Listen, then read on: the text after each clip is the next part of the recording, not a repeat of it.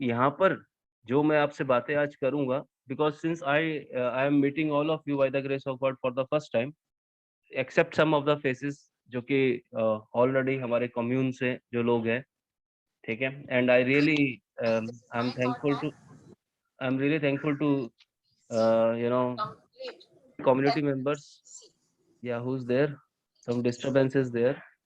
तो मैं आपसे ये बात कर रहा था कि जब उस तरह की बातचीत होती है तो प्रोफेशनल लैंग्वेज एक अलग चीज होती है, और जब आप क्लाइंट से बात करते हैं तो सिचुएशन जो है बिल्कुल डिफरेंट होती है। बट यहाँ पर जब मेरी बातचीत आप लोगों से हो रही है, तो इस बातचीत को जब मैं करूंगा तो एक बहुत सिंपल भाषा में करूंगा, ठीक है। सो दैट सबसे इम्पोर्टेंट चीज यहाँ पर यही है कि आप जितने भी लोग यहाँ पर बैठे हैं, दो ऑब्जेक्टिव्स हैं बेसिकली। एक तो ये पहला ऑब्जेक्टिव, जो पॉसिबिलिटी जो मुझे दिखती है, वो पहली पॉसिबिलिटी ये हो सकती है कि either you people are facing some problems, and definitely that is why you are here. Okay, like if you are facing any problem, why you are facing any problem, this is number one. Because when we talk about humans, human talk about self, तो सबसे पहले self की बात होती है, right?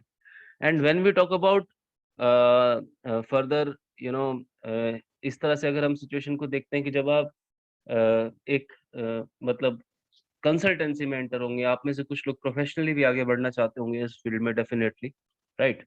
तो आप लोग जब आगे बढ़ेंगे तो सबसे इम्पोर्टेंट चीज है कि यहाँ पर आपको अपने क्लाइंट को जो है, या जो भी आपके पास पर्सन एक उम्मीद लेके आता है और आपको कहता है कि मेरे को ये प्रॉब्लम है, I am having this issue, can you help it to resolve me. तो आप लोगों को उसकी प्रॉब्लम को डिफाइन करते हुए उसको सॉल्यूशन प्रोवाइड करना है, right? So are you agree with this, with me at this point? इतना आपको क्लियर हुई बात, Yes, sir. राइट? तो यहाँ पर Yes, sir. सबसे सबसे इम्पोर्टेंट चीज आपको, Yes, sir. हाँ, when we talk about the essence of the consultancy, आपको यहाँ पे जो सबसे इम्पोर्टेंट चीज जो समझनी है, राइट, सबसे इम्पोर्टेंट चीज है यहाँ पर है मन। मन से मेरा अब यहाँ पर क्या कहने का कारण है, क्या मैंने सीधी मन की बात क्यों करी है आपसे? अगर मैं लाइफ के सीधे, अगर एज अ ह्यूमन तीन कंपोनेंट्स की बात करता हूँ, तो सबसे पहले आपकी बॉडी आती है जो आपको दिखती है, ठीक है, which is part of nature, right? उसके बाद आपका मन आता है, फिर आपकी सोल आती है। मगर यहाँ पर जो मन है वो बहुत मेजर ड्राइविंग फोर्स है, बिकॉज मन जो है कहीं ना कहीं ड्राइव कर रहा है सारी मेटेरियलिस्टिक इच्छाओं को इन ह्यूमन बींग्स। तो जो आपकी मेटेरियलिस्टिक इच्छाएं हैं, it could be sometimes spiritual also, but very rarely we find those kind of people who are, I really appreciate अगर कुछ इंक्लिनेशन है स्पिरिचुअली। एंड डेफिनेटली अभी आप लोग इतने मतलब जितने भी लोग यहाँ पर आए हैं, तो एक स्पिरिचुअल इंक्लिनेशन के साथ आगे बढ़ना चाहते हैं। Most of the people might be having the objective to gain the mental peace और to understand the life more closely. तो यहाँ पर सबसे पहले जो आती है बात, तो आई जस्ट मीन टू से कंसल्टेंसी का एसेंस है कि आपके क्लाइंट की अंडरस्टैंडिंग, राइट? तो अगर आपको अपना क्लाइंट समझ आएगा, यानी कि आप उसकी प्रॉब्लम को डिफाइन कर पाएंगे, then only you will be able to provide the solution, right? अगर मैं आपसे अब बात करता हूँ, एंड मैं आपसे सबसे इंपॉर्टेंट चीज यहाँ पर आपको बोलना चाहूंगा, please try to talk to me. अगर आप लोगों को कोई भी डाउट है तो आप बात कर सकते हैं, पूछ सकते हैं, बिकॉज आज ये जो सेशन है, इस 3 घंटे के अंदर हम इस लेवल तक जाना चाहेंगे कि जहाँ पर हम सिंपल सी चीज है, बहुत सिंपल चीज को समझेंगे कि हम अपने क्लाइंट का प्रॉब्लम सॉल्व कर सकें, राइट? आप लोग भी यही चाहते हैं? प्लीज से यस और नो, क्या चाहते हैं? If I Yes, ask sir. You as a Yes, sir. Person, if Yes. I ask you, आप लोग यहाँ पे आए हैं for example, Yes, yes, sir. If I ask you your problem, you are here, क्यों आए हो यहाँ पे? तो आप डेफिनेटली आप यही कहोगे कि yes doctor Bhatia, we want to understand vastu. कुछ कहेंगे कि सर मेरे घर में प्रॉब्लम है। अब अगर आपके घर में प्रॉब्लम है, या फिर आपका प्रॉब्लम ये है कि आपके क्लाइंट्स आपसे क्वेश्चन पूछते हैं, want to help them, okay, so there are so many things, we are surrounded with lot of problems, तो हमारे को बेसिकली उस चीज को समझना बहुत जरूरी है। अब मैं जब वास्तु को लेकर थोड़ा सा भी इन डेप्थ और उतरूंगा आगे, तो मैं आपको कुछ चीजें और क्लियर करूंगा। बेसिकली आज मैं आपसे डायरेक्शंस की बात भी करूंगा, आज मैं आपसे सब डायरेक्शंस की बात करूंगा, 16 डायरेक्शंस को किस तरह से आइडेंटिफाई करते हैं मैं आपको वो बताने जा रहा हूँ। As well as there are different kind of negative energy zones, हम उनको डिस्कस करेंगे और नेगेटिव एनर्जी जोन्स को हैंडल कैसे करते हैं। मान लीजिए नॉर्थ का नेगेटिव एनर्जी जोन है, साउथ का एनर्जी जोन है, तो how we are going to handle those zones. अब इनकी हैंडलिंग के दौरान ही what will happen, we are going to also handle the problems of our client. Okay, so when you people are here, तो you basically want to handle the problem. तो सबसे important चीज है कि हम पहले प्रॉब्लम को डिफाइन करेंगे। अगर मैं आपसे पूछता हूँ, for example, if I may take any name, okay, तो आपसे अगर मैं पूछता हूँ, आप मुझे बताना मत अभी कि आपका प्रॉब्लम क्या है, ठीक है, मगर आप उस प्रॉब्लम को पहले ये बताओगे, मतलब अपने पास अपने दिमाग में अंडरस्टैंडिंग लाओगे। क्योंकि सबसे इंपॉर्टेंट चीज ये है कि यहाँ पर एक बात को आपको समझना बहुत जरूरी है कि जब आप लाइफ की किसी भी प्रॉब्लम से कनेक्ट होते हो, तो वहां पर उस प्रॉब्लम को समझने के लिए you are as a human, you are god gifted by 5 senses. Okay, आपकी 5 इंद्रियां हैं, ठीक है, आपकी 5 इंद्रियां हैं। आपकी 5 इंद्रियां कौन सी है, आप मुझे बता सकते हैं? Anyone? What are your 5 senses जो आपको पावर देते हैं to connect with your audiences, to connect? अभी मैं आपको क्या कर पा रहा हूँ, देख पा रहा हूँ, सुन पा रहा हूँ। तो आपकी 5 इंद्रियों में 2 मैंने बताई, और कौन सी हो सकती है? Can you tell me? Anyone? सुनने की शक्ति, डेफिनेटली। आगे? देखने की, यस। समझने की, टेस्ट, टू फील। और जब किसी गर्म चीज को हाथ लगाते हो, तो आपकी स्किन एक सेंसरी का रोल प्ले करती है कि ये गर्म है, ठंडा है, फॉर एग्जाम्पल, ठीक है। तो ये 5 नोशन है, 5 नोशन है हमारे ह्यूमन मैकेनिज्म के अंदर। इन 5 नोशन से बेसिकली आप किसी भी ह्यूमन के साथ भी कनेक्ट होते हैं, आप किसी भी प्रॉब्लम के साथ भी कनेक्ट होते हैं। और the most important thing, why we people are here, we want to connect with the solution of the problem. Getting my point? तो जब हम सॉल्यूशन को गेज करेंगे, तो उसके लिए सबसे इंपॉर्टेंट चीज है हमारी एकाग्रता। और एकाग्रता, एकाग्र आप उस चीज की तरफ होंगे जिस चीज को आप रिजॉल्व करना चाहते हैं। सपोजिटली, फॉर एग्जाम्पल, अगर मैं एक छोटा सा एग्जाम्पल लेता हूँ कि उदय जी यहाँ पे आए हैं इस समय, ठीक है। तो अभी उदय जी यहाँ पर आए, तो उदय जी के दिमाग में कुछ चल रहा है कि मैं यहाँ पर आया हूँ, मेरा घर है, मैं इस घर में रहता हूँ, बट मेरे साथ कुछ 2 4 5 प्रॉब्लम्स भी साथ चलती हैं। क्या सही बोल रहा हूँ, क्या गलत बोल रहा हूँ? उदय जी बताइए, कुछ प्रॉब्लम्स होंगी, या मे बी ये भी हो सकता है कि आपके आसपास कुछ आपके क्लाइंट्स होंगे जो आपसे क्वेश्चन पूछते होंगे, जिनको आप जवाब देना चाहते होंगे। It could be one reason. Am I right? That's very correct. Yes. तो हमारे को उसी चीज को आइडेंटिफाई करना है। तो सबसे पहले डॉक्टर क्या करता है? What generally doctor do? Doctor always try to diagnose the problem. तो आपको पहले स्टेप के अंदर, when we are initiating the learning of the vastu, हमारे को पहले स्टेप के अंदर हमारे प्रॉब्लम को डिफाइन कर देना है। अगर आप डिफाइन कर पाएंगे, तो आप एकाग्रचित होकर, यानी कि कंसंट्रेशन से, जो है, अपनी जो भी आप जिस भी प्रॉब्लम को लेके आए हैं, जिस भी इशू को लेके आए हैं, उसको आप रिजॉल्व कर पाएंगे। That is the most important objective. And as a vastu consultant, vastu professional, ये आपका पहला स्टेप बनता है। This is your first step when you will, just understand and write the problem. That means problem need to be diagnosed at the first step. Right guys? Is that clear? तो हम पहले problem को diagnose करते हैं। अब आपके घर में कोई भी XYZ प्रॉब्लम हो सकता है, ड्यू टू एनी फैक्टर हो सकता है, मगर सबसे इम्पोर्टेंट चीज है कि अगर हम नेचर को समझेंगे, तो देखिए, 2 चीजें यहाँ पर बड़ी इंपॉर्टेंट आपको समझनी पड़ेंगी। अगर एज अ ह्यूमन बीइंग मैं आपको बोलूं, तो एज अ ह्यूमन बीइंग के पॉइंट ऑफ व्यू से एक आप स्वयं है। दूसरा इंपॉर्टेंट चीज यहाँ पर आ जाती है आपका जो इंटरेक्शन है with the nature, that is also very important. तो आपका जो इंटरेक्शन विद द नेचर है, राइट, वो किस पे डिपेंड करता है? डेफिनेटली आप पर तो डिपेंड करता ही करता है, मगर उसमें मेजर रोल आपकी कंसंट्रेशन का आएगा। बट उसके बाद अगर वी गो फर्दर, तो understanding of nature is also very important. तो you have to understand what is the nature, यानी कि जो हम प्रकृति की बात करते हैं, our connect with the nature. ये बेसिक जो है ना, फंडामेंटल्स हैं, इनको आप नोट कीजिए। और जब मैं नेचर की बात करता हूँ, तो नेचर के भी 3 एलिमेंट्स फर्दर आते हैं। Right. Nature is driven by 3 elements. अगर आप ओवरऑल देखोगे, अगर ब्रॉडली स्पिरिचुअली इसको बोलोगे तो ब्रह्मा विष्णु महेश बोल दोगे, और अगर इस तरह से थोड़ा सा और फर्दर ब्रह्मा विष्णु महेश से भी कनेक्टिव बनता तो आप इसको रजस, तमस और सतव बोल सकते हो, राइट। तो मैं जब एस्ट्रोलॉजी या वास्तु की बात जब भी करता हूँ या जब भी मेरे अपने स्टूडेंट से बातचीत करता हूँ तो उनको मेरी ये कोशिश होती है कि उनको ये समझाऊं कि कैटेगराइज जब करते हैं हम चीजों को, तो कैटेगराइजेशन के अंदर अगर if I ask you what is rajas, because आपको बेसिकली वास्तु ऐसे नहीं समझ आएगा, आपको वास्तु एक्चुअल में तब समझ आएगा जब आपको ये समझ आएगा कि व्हाट इज रजस, what is Tamas and what is सतम।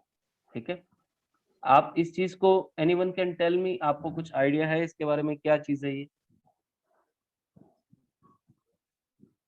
No idea? No. No, sir. Sir, I want to say something. Hello. Please tell me. Yes, sir. Sir रजस तमस और सतव मतलब ये हम लोग मैं फूड के हिसाब से जानता हूँ। रजस मतलब वही होता है जहाँ आप कह सकते हो कि मिक्सचर ऑफ बोथ सतव और तमस, उसका मिक्स। तमस एकदम ही नेगेटिव फूड है जो नेगेटिव एनर्जी देते हैं, और सतव है जो पॉजिटिव एनर्जी देते हैं, और राजसिक या रजस होता है जो मीडियम नेगेटिव पॉजिटिव मिला के बीच का होता है। ये इतना ही मालूम है सर। राइट।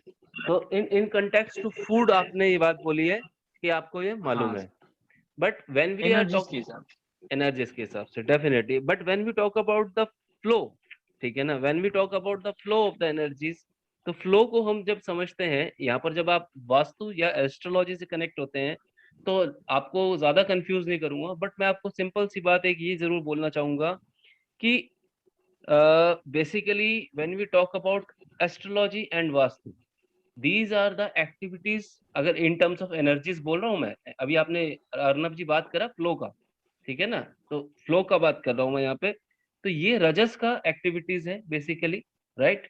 और सबसे इंपॉर्टेंट चीज आपको यहाँ पे ये समझनी है कि हमारा जो पूरा का पूरा इकोसिस्टम है, हमारा जो स्पिरिचुअल इकोसिस्टम है, जिसमें अगर हम बात करते हैं स्पिरिचुअल इकोसिस्टम से, vastu, vastu is a part of which Veda? Can anyone tell me which Veda? Vedas. देखिए बहुत बहुत अच्छी चीज नहीं हुई है पिछले 200 250 300 सालों में जो ब्रिटिशर्स ने, अथर्ववेद रहेगा सर। डेफिनेटली अथर्ववेद से अथर्ववेद। उपवेद कौन सा होगा इसका, बताइए? स्थापत्य वेद में भी आता है। स्थापत्य, यस, स्थापत्य। स्थापत्य वेद इज कॉल्ड उपवेद, ठीक है। ओके। तो मेजर कैटेगरी में अगर आप इसको अगर समझना चाहेंगे तो vastu is a part of Atharvaveda and Sthapatya is the Upaveda, ठीक है। तो this is a major history. जब आप किसी आदमी को जानना चाहते हैं, अगर मैं आपको बोलूं भाई डॉक्टर भव्यदीप भाटिया कौन है, तो अगर आप डॉक्टर भव्यदीप भाटिया के बारे में अभी हिस्ट्री तो पूछ देख के आए होंगे आगे पीछे, डेफिनेटली नेट पे सब कुछ अवेलेबल होता है आजकल। It is always obvious that everyone when takes the decision, we try to understand, we tend to understand the background of the person. This is how vastu is also a person, so you need to understand the background of that person. Okay, इसको अब थोड़ा सा और आगे connect करते हैं चीजों को। तो आपको उसका वेद पता लगा, आपका उपवेद पता लगा, ठीक है। अब थोड़ा सा और आगे बढ़ेंगे। इफ आई आस्क यू कि वास्तु का जो नेचर है, ओके, अब for example I am a person, okay, मेरे बैकग्राउंड के बेस पे अगर मुझे आप कोई बोलोगे तो doctor Bhavyadeep Bhatia is a Punjabi person, चलो okay done. So this is all about my background. Now how Punjabi behaves, how Punjabi behaves, तो अगर आप पंजाबी बिहेव्स को समझ पाओगे तो इसी तरह से if I ask you how a Brahmin person behaves, how a Bengali person behaves, how a Kayastha person behaves, understand. तो ये हमारा बैकग्राउंड है। When we talk about our background, तो उसको समझने के लिए हमारी बैकग्राउंड को जब हम समझ पाते हैं तो हम ये समझ पाते हैं कि एक पर्सन किस सिचुएशन में कैसे बिहेव करेगा। फॉर एग्जाम्पल, ठीक है, ये इट एंटायरली डिपेंड्स। ये आप इस चीज को अदरवाइज मत लीजिएगा कि मैंने इस तरह से बोल दिया बंगाली ब्राह्मण एंड ऑल दोस। ये तो मैं आपको जस्ट एक कॉन्टेक्स्ट के तौर पे बताना चाह रहा हूँ कि आप कैसे समझ पाएंगे कि एक पर्सन का बिहेवियर कौन सी सिचुएशन के अंदर कैसा रहेगा। तो अगर आप वास्तु को एज अ वास्तु पुरुष, एज अ ह्यूमन बीइंग समझ पाएंगे, तो उसका बैकग्राउंड अभी हमारे लिए हम समझते हैं। और सबसे इंपॉर्टेंट चीज यहाँ पर यह है, अब थोड़ा सा और आगे बढ़ते हैं। उसके बैकग्राउंड को समझने के लिए हमें ये जानना पड़ेगा कि वास्तु की उत्पत्ति कैसे हुई। Anyone have any fair idea about this story? There is a small story behind that कि एक बार मतलब जो एक मैरिज हो रही थी, एक मैरिज में शिव जी की वाइफ अपने अपने ही मायके में गई हुई थी। उसके बाद उनकी वहां पर इंसल्ट कर दी गई। ठीक है, कुछ पता है इस बारे में, स्टोरी के बारे में आपको या बताऊं थोड़ा सा और? पता है सर। पता है सर, पता है। पता है सर। नहीं पता है। नहीं पता है, ओके। तो मैं आपको बता देता हूँ एक बार की, थोड़ा सा है, ज्यादा टाइम नहीं लूंगा, बस थोड़ा सा बैकग्राउंड समझाने के लिए। बेसिकली वास्तु की जो उत्पत्ति हुई थी, वो कहते हैं कि शिव जी के पसीने से हुई थी। ठीक है, जब शिव जी अपने रौद्र रूप के अंदर जो है, उनकी जो वाइफ है, वो एक हवन कुंड के अंदर अपने ही मायके के अंदर, जब उनकी हस्बैंड की बेइज्जती हुई तो वो कूद गए थे। तो उसके बाद उनकी जो डेड बॉडी नहीं एग्जैक्टली बोलूंगा, उनकी बॉडी को लेकर जब गुस्से में जब शिव जी विचरण कर रहे थे अर्थ के ऊपर, तो उस समय जो है बोला जाता है कि उनके पसीने से इस तरह से एक मतलब उनके पसीने की बूंद से जो है इसकी उत्पत्ति हुई। और जब ये उत्पत्ति हुई तो अब हुआ क्या कि जिस समय वास्तु का जन्म हुआ, तो उसके पॉइंट ऑफ व्यू से अब हमारे को ये समझना जरूरी है कि उसका नक्षत्र कौन सा था जब वास्तु का जन्म हुआ। परंतु जो जिस भी घड़ी में, जिस भी समय में उसका जन्म हुआ था, राइट, हाँ जी, वास्तु पुरुष की यहाँ पे बात हो रही है। Vijay Kumar ji, we are talking about vastu? Yes, we are talking definitely about vastu only, कि वास्तु पुरुष की उत्पत्ति कैसे हुई थी, कौन कौन से वो नक्षत्र थे, मैं आपको बताने जा रहा हूँ। ठीक है ना, तो उस चीज को अभी हम समझने जा रहे हैं। तो थोड़ा सा अभी और आगे बढ़ते हैं। तो वास्तु का जो जन्म हुआ था वो व्यतिपात, ठीक है ना, व्यतिपात नक्षत्र के अंदर हुआ था, शनिवार के दिन हुआ था, राइट। तो उस नक्षत्र में जब इनका जन्म हुआ, व्यतिपात नक्षत्र के अंदर, तो उस समय क्या एग्जैक्टली सिचुएशन हुई कि जो इनका बिहेवियर था, जो इनका नेचर था, वो जो था आप कह सकते हैं कि बहुत उपद्रवी नेचर था। ठीक है, तो उसके बाद जो है vastu has went to Brahma ji. उन्होंने बोला कि देखिए Brahma ji, point is this कि मैं मानता हूं कि मैं उपद्रवी हूं। He has accepted his mistake, मैं मानता हूं मैं उपद्रवी हूं, बट पॉइंट ये है कि मैं भी तो आप ही की क्रिएशन हूं। मुझे अब, मैं आपकी क्रिएशन हूँ, अगर मैं उपद्रवी हूँ तो इसका मतलब ये नहीं है कि जो आपके सभी देव हैं ये मेरे पीछे पड़ जाएं and they want to certainly want to dispose me of और किल मी ऑफ। तो ऐसा नहीं होना चाहिए। तो मैं भी आप ही की संतान हूँ, भले मैं बुरी हूँ चाहे अच्छी हूँ, तो आप मुझे इसका सॉल्यूशन दीजिए। Then what happen exactly? उपद्रवी नेचर मीन्स उपद्रवी नेचर मीन्स एग्रेसिव, गुस्से राइट? वाला, एग्रेसिव। यस, उपद्रवी होता है। अब आप अगर घर में कोई बच्चा बहुत शैतान होता है तो उसको हम संस्कृत भाषा में टच में बोल देते हैं उपद्रवी। और आजकल तो बच्चे की, आजकल तो बड़े भी बहुत उपद्रवी होते हैं।